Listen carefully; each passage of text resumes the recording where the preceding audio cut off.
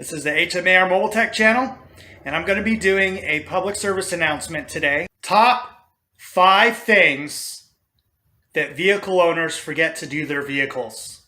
Number 1, cabin air filter. Number 2, transmission, fluid, and filter change. Number 3, brake fluid, flush or exchange, bleeding.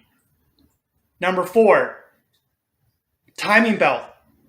Last but not least, number 5, cooling system overhaul when your vehicle gets to around 10, 11, 12 years or around 100 to 150,000 miles. Doing these 5 services or maintenance that I've mentioned in this public service announcement video will not only help you save money, but you'll be able to get more miles out of your vehicle, it'll last longer, and you'll enjoy the vehicle ownership experience.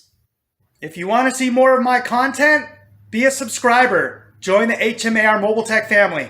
Appreciate you watching. Subscribe, like, and share. See you next time.